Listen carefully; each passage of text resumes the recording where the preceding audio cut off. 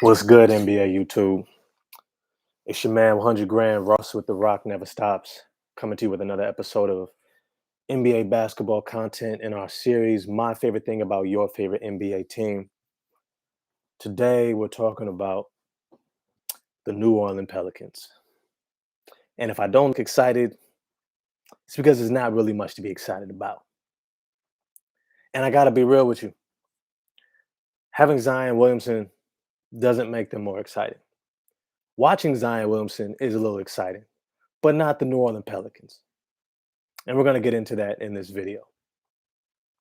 Let me just start off with my favorite thing about this team is that they absolutely have no place else to go but up from here. For real. You don't get much worse than the New Orleans Pelicans. How many number one draft picks do they need to botch? Thought they would have learned with Anthony Davis, but it seems like they haven't. They get Zion Williamson, and the first thing they do after the first season is fire the head coach. It's a bad sign. It's a bad sign in New Orleans. Then they switch to another coach who they completely miff on. Stan Van Gundy was not the right choice for this roster. And so they fall off also. And next thing you know, you got the situation where here's Zion Williamson wondering what direction the team is going in already, and it's only his third year. His third year. 3 different coaches. It's a bad sign. And I'm going to be real with you. I keep telling y'all about these players.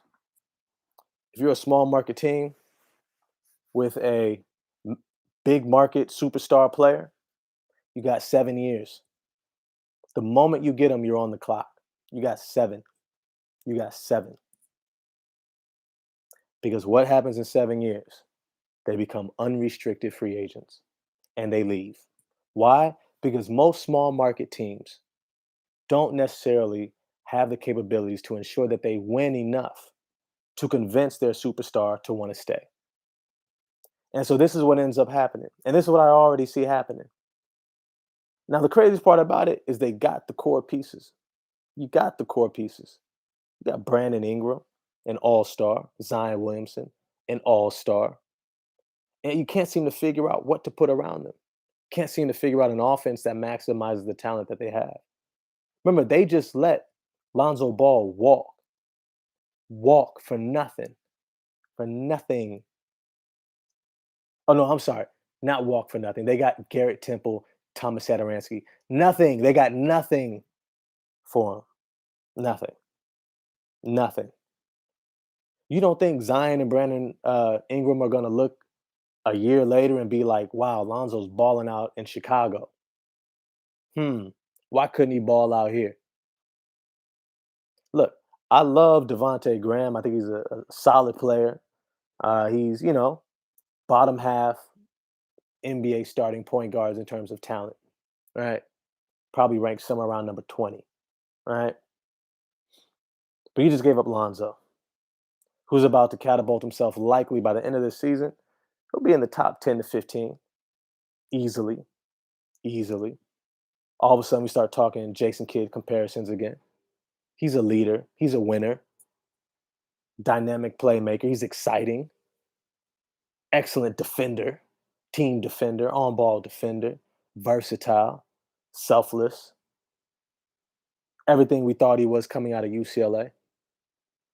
And now you got Devontae Graham. He can shoot. Don't get me wrong. But he's going to get exposed defensively and a lot of other things.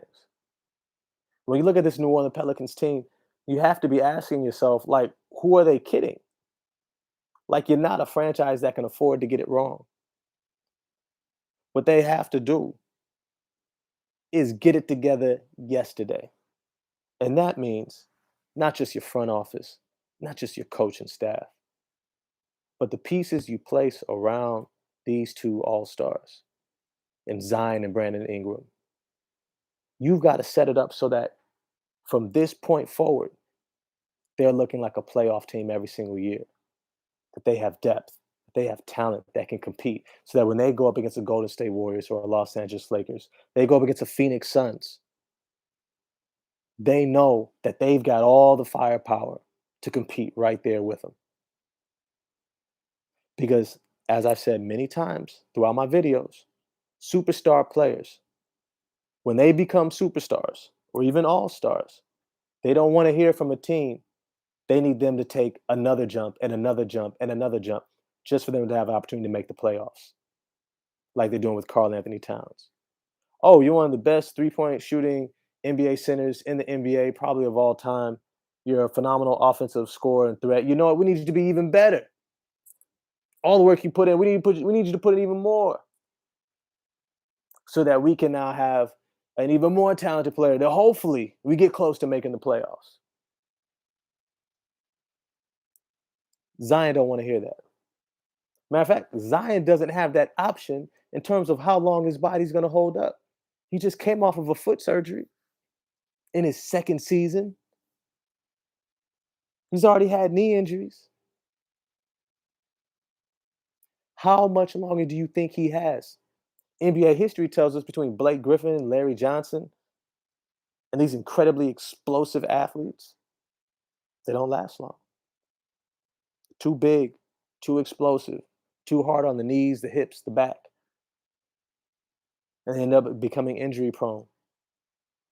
Now, the one player who was able to do it, Charles Barkley, well, he had a veteran like Moses Malone to tell him to lose weight, got him down to about 250, and he kept it there for the majority of his career. And he had an amazing, long, durable career. Y'all letting Zion stay at 280. What are y'all thinking? 270. Everybody's telling you have him lose weight. No, y'all want. I don't know if he'll be as effective if he has him lose all this weight. I don't know. What are you talking about? What are you talking about? You don't think he's going to be as effective at 250 pounds? Get out of here with that. So now that he's already having lower leg injuries in his second season, right? Y'all still don't see it. But it's cool though. You're gonna see it. You're gonna see it. He gonna get injured some more. It's bound to happen. You can't run up and down 270, 280 pounds at 6'6", playing as athletic and explosive as he does, and think that it's not gonna happen eventually. But it's to say, they got no place to go but up from here. Zion Williamson, Brandon Ingram, I think they're gonna have a good year. The team's gonna be completely built around them. I like the new coach. I believe is Willie Green. It's been a long time coming for him to get an opportunity. We'll see what he can do. I think he'll connect to the players good. But I don't really necessarily like this roster. Don't really like the roster. I mean, they got some okay players, got solid players, but I don't know if it fits. I don't know if it works. Got a bunch of players that you really didn't give a lot of playing to last year around this core to be like, we know these guys are going to work well. Kyra Lewis, I'm not a believer. I like Josh Hart on a veteran team. Devontae Graham would be great as a sixth man. Nikhil Alexander Walker has great potential if he's your number one or number two option, maybe second option, third as a starter on a championship team. But coming off the bench, when you don't have a point guard that can really distribute, and you have to put the ball in his hands and ask him to do everything, and you don't have a bench squad he can really rely upon to play alongside of him, I don't know how much he's going to progress in this season, right? Jackson Hayes. Well, they just brought in Jonas Valanciunas. What are you really expecting from him in terms of his development, right? So when you're looking at this New Orleans Pelicans team, the first thing that comes to mind for me is like, well, where are you going? What are you doing? I don't know. I'll be real with you. I don't know. I don't know. I don't know.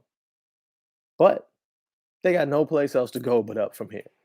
So that's my favorite thing about the New Orleans Pelicans. Sorry if I wasn't enthusiastic about it, because there ain't much to be enthusiastic about. Zion can jump, Brandon Ingram can ball, and you know what? They still gonna miss the playoffs. I'm sorry. I'm sorry. At least they might get one of the top picks. Maybe they'll get another number one pick next year. Maybe that's what it is. Maybe they're like the Minnesota Timberwolves. It's the third number one pick in a row. That's the charm. All right. Something like that. With that, I'm out. Peace. If you like the video, like, subscribe, get at me, leave your comments, let me know what you think. I always respond. If you got any video ideas, get at me. I'm gonna respond and probably do it too. Peace.